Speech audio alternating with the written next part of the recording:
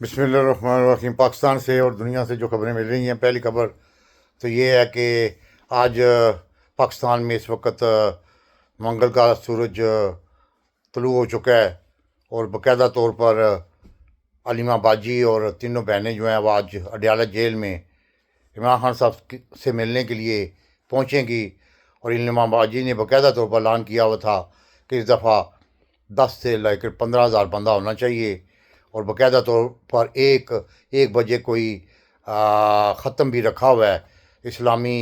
طریقہ کار کے مطابق صورت یاسین کا ختم ہے، یا کچھ ختم انہوں نے رکھا ہوا ہے، جس میں جوگ دا جوگ لوگ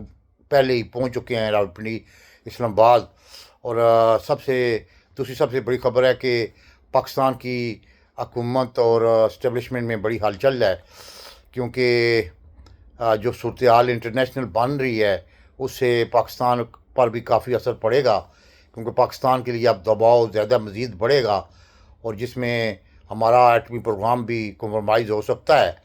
تو اس وقت جو ہمارے عاصم منیر صاحب ہیں، وہ تو پہلے ہی اپنی اقدار کے لیے اپنے اقدار کی بھوک کے لیے کچھ بھی کر سکتے ہیں۔ انہوں نے 3.5 سال میں جو کچھ پاکستان کی معیشت کے ساتھ کیا ہے، جو پاکستان کی پولیٹیکل سیاست کے ساتھ کیا ہے، جو پاکستان کی تجارت کے ساتھ کیا ہے، جو پاکستان کی مسلح افواج کے ادارے کے ساتھ کیا ہے، جو پاکستان کی سپریم کورٹ آف پاکستان کے ساتھ کیا ہے، تو اس سے بہت سے خدشات لوگوں میں جنم لے رہے ہیں۔ اور دوسری طرف جو اسٹیبلشمنٹ کا ایک گروپ ہے، وہ باقاعدہ طور پر سرگرم عمل ہے کہ کسی طریقے سے عمران خان صاحب کو رہا کروایا جائے، اور ان کے لیے باقاعدہ طور پر عمران خان صاحب سے باہر آنے کے بعد پاکستان کی عوام اور پاکستان کے ادارے نہ صرف مضبوط ہوں گے، بلکہ وہ کسی ایسی جارحیت کا بھی مقابلہ کر سکیں گے جس سے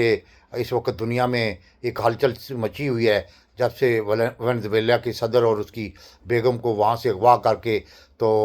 باقاعدہ طور پر امریکہ لایا گیا ہے۔ اور اس واقعے کے بعد امریکہ کے صدر ڈونلڈ ٹرمپ صاحب نے باقاعدہ طور پر ایران اور دوسرے ممالک کو بھی دھمکیاں لگائی ہیں۔ تو آپ کو پتہ ہونا چاہیے کہ ایران کے خلاف پاکستان کو استعمال کرنے کے لیے کئی دفعہ عاصم منیر کو کہا گیا ہے، اور عاصم منیر نے باقاعدہ طور پر اس پہ کام بھی شروع کیا ہوا ہے یا نہیں کیا ہوا ہے مجھے تو نہیں پتہ، لیکن صورتحال آپ سب کو پتہ ہے کہ ایران کی اب کیا ہے، اس وقت کے بعد کیا صورتحال ہے۔ اور ایران نے اس چیز کا بھرپور جواب دیا ہے، اور انہوں نے وینزویلا کے صدر کو بھی رہا کرنے کا کہا ہے۔ تو اس لیے پاکستان میں ایک ایسے لیڈر کی ضرورت ہے جس کے ساتھ عوام ہو، اور جس کے ساتھ عوام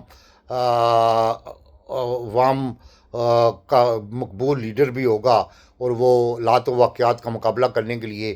وہ اپنے عوام کو ساتھ لے کر چلے گا، جس سے پاکستان کے انسٹیٹیوشن کو فائدہ ہوگا، جس کی وجہ سے ایک گروپ جو ہے وہ باقاعدہ طور پر بخبر ذرائع بتا رہے ہیں، کوشش کر رہا ہے کہ عمران خان صاحب سے کوئی ڈیل لی جائے، کیونکہ پچھلے دنوں آپ کو پتہ ہے کہ مرزا محمد علی جو مولوی ہے اس کو بھی لانچ کیا گیا تھا، پھر فیضل واڈا نے، پھر منیب خان ہے کوئی، وہ جو چڑیا والا ہے، وہ بھی دھمکیاں عوام کو لگا رہا ہے۔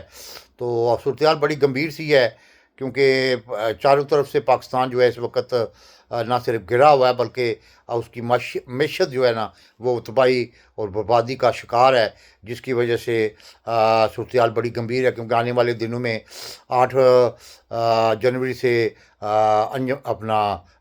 تفضے آنے پاکستان کے ایک جو اتحاد بنا ہے اس نے اپنی لانگ مارچ کا آغاز کرنا ہے۔ 9 کو سہیل فریدی کو باقاعدہ طور پر پی پی پارٹی نے دعوت دی ہے، اور وہ باقاعدہ طور پر مراد علی شاہ صاحب سے بھی ملے گا جو کہ وزیر اعلیٰ ہے وہاں کے۔ تو اس سے حکومت اور اسٹیبلشمنٹ بھی بڑی بخلاڑ کا شکار ہے، ان کو نظر آ رہا ہے کہ عوام میں ایک آگاہی مہم بھی شروع ہو چکی ہے، اسٹریٹ موومنٹ بھی شروع ہو چکی ہے، اور جو پاکستان کے ینگ جنریشن ہے وہ پاکستان کے اس موجودہ نظام کو بھی ایکسیپٹ نہیں کر رہے۔ تو اس لیے بڑی خوفزدہ باتیں اندر خانے ہو رہی ہیں۔ نجم سیٹھی نے بھی انکشاف کیا ہے کہ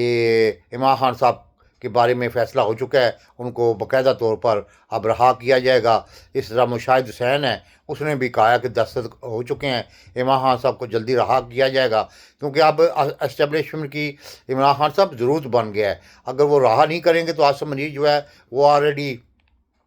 پاکستان کے ساتھ 3.5 سال میں جو کچھ کر چکا ہے، اس کے آگے پھر آپ کو پتہ ہے کہ حالات و واقعات انٹرنیشنل بہت گمبھیر ہیں،